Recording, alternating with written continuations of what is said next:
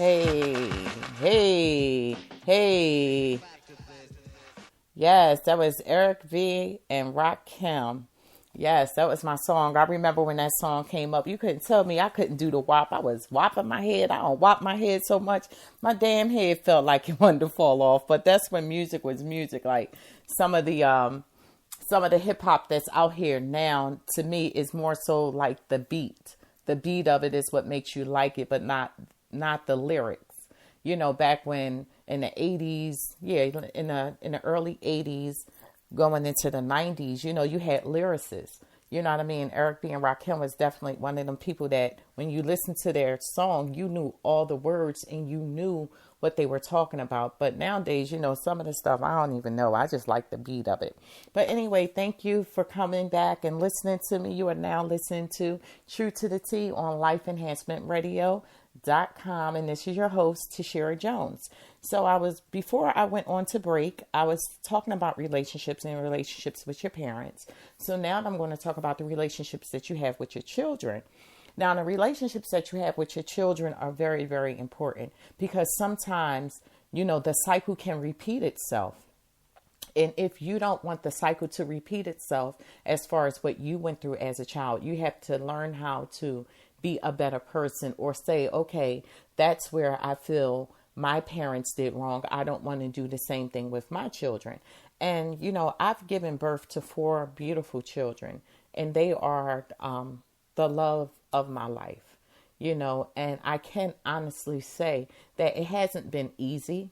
It has not been easy because I now have a son that's 29, a son that's 26, a daughter that's 22, and a daughter that's 20. And when you have children at those ages, they are adults. And what I've come to learn and what I've come to accept is that the key word is that they're adults. So I'm learning how if my children call me and they just want to talk, I let them talk. Or if they ask my advice, I give them my advice instead of going down their throats. So that just goes to show you that you can have a different type of growth. And that's where I'm at now in my life. I know that I have to allow my children to have their own experiences. And this is something that my father had told me. You have to allow people to have their own experience because if you don't, it comes back on you. So now as I fast forward, maybe I'm going to fast forward 5 years. In the past 5 years, I've learned as a mother to let go. And I let go slowly and I let go even more. And we're now, let's fast forward today. I try my best not to get involved in my adult children's affairs. If they don't call me about it, I try not to call them about it because they're adults now. They're no longer, they will always be my babies, but they are young adults and they have to grow. And it's the same thing that I had to do. I just feel that if I could put my children in a bubble and surround them with nothing happening to them, then that's what I would do. But I know that every experience that you have, it either makes you or break you. So now my relationship with all my children is pretty much the same. Every one of them are completely unique. They're different in their own right, but they're the same. And a part of them that's the same is the part of me that I see in all of them. Their drive, their willingness, their determination, their hearts, and their go-getter mentality. I know that they get that from me.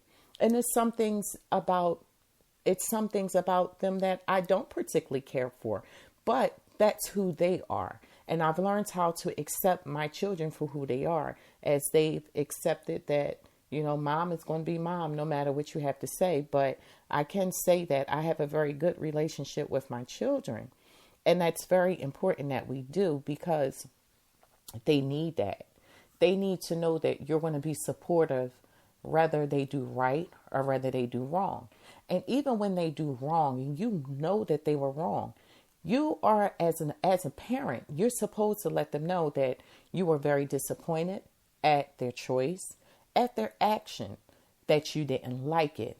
But the one thing that you as a parent have to do is always be able to love them unconditionally. And I think that's what happens with a lot of younger people today. They feel that their fault, if their mother or their father know about it, that their parents are going to disown them.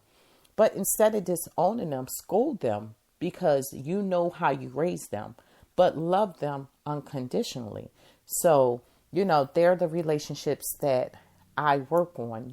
We go from the parents, me with my parents, me with my children. And now we're going to get into the love life. Yes, the love life. When you love, and when you love unconditionally, and when you have relationships, when you have had relationships with people that have went not good, how do you fix it? And sometimes there's not a quick fix on fixing something that had been broken. And once again, anything that I share with you, I share it from past relationships or things that just have happened in my life.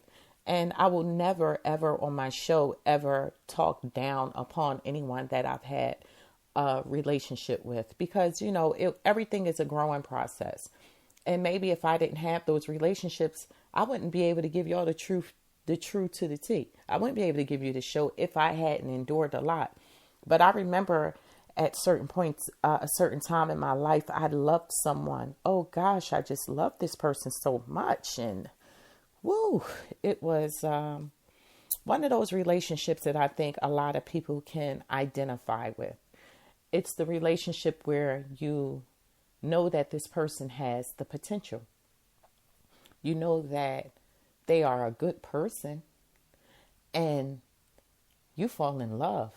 You fall in love, and sometimes I believe that we all mislead our own hearts into believing that a person really can change. And it's not saying that a person can't change, but what I am saying is that I personally feel that a lot of people, men and women, we fall in love with the potential. We don't fall in love with the person. We fall in love with what we know the person can do. And sometimes when you fall in love with someone that kind of a way, you don't know how to, once after, the first 3 months, everything is good. It's like the 90-day probationary period. The first 3 months, everything is going really, really well. And you're like, oh my God, that's my boo. At that point, you're just boo loving. That's what I call it. You're boo loving. Then you start getting in between the 4 and 6 months. And when in between, we want to say more so the 6 months, and into the 6 months of being in a relationship with somebody, you might see 1 or 2 things that you don't like. So you might speak of it, but you might not really say your whole truth about it. You might come off as, oh, listen, you said something to me the other day, and I really didn't appreciate how it came off. And that person may tell you, oh, I didn't mean it that way. So automatically when you're falling for someone, you're really forgiven because you're falling for the potential. You're not falling in love. You're falling in love with the idea of falling in love. Well, like I said, I'm only speaking from me. And when you do things like that, woo, sometimes you just don't know how to get away from it. And before you know it, you've invested nothing but time. And before you know it, you've invested years.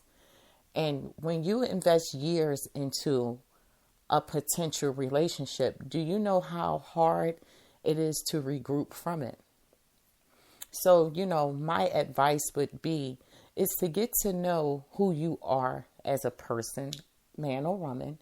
Get to know who you are as a person and what are your limits. And sometimes you don't know your limits until you start getting older. See, when you're younger, you have the you just go through it. But as you get older, you're able to see things a lot differently. You know what I mean? So, it's the potential that I feel that we all fall in love with. I know I have.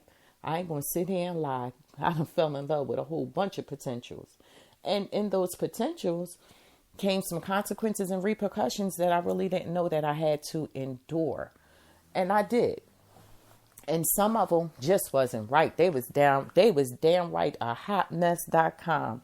You hear me? So, on that note, I'm going to leave you with the song that I just think that, it's old school and it's Throwback Thursday. So I decided to bring this song on as one of those songs that was just that kind of song for me back in the 90s. You always said you love me, though my mind's right now not sure. You always are there for me, though my heart never feels secure. Why can't you take a further step to let me know you really care? 'Cause now I'm feeling driven into a love that's not right there. Why do you make me feel this way? Feeling betrayed, feeling pushed away. Why do you make me feel so bad?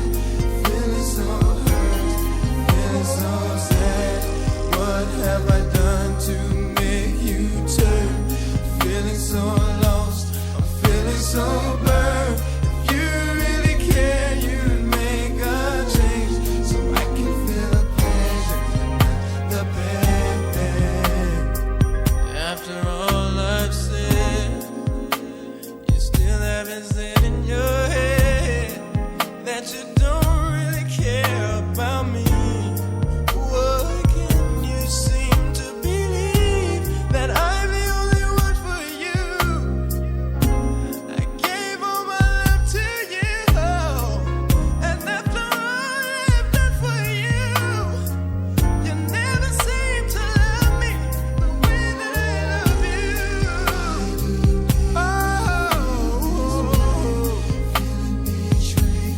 Feeling so pushed away. Hey, girl, it feels so hurt. Why? Oh, I'm feeling so alone now. I'm feeling so alone.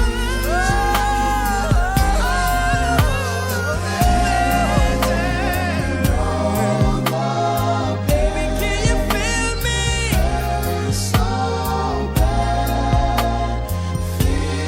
so bad. It hurts so bad. I just can't take it no more, baby. Girl, make a change. Ooh, so I can feel the pleasure and not the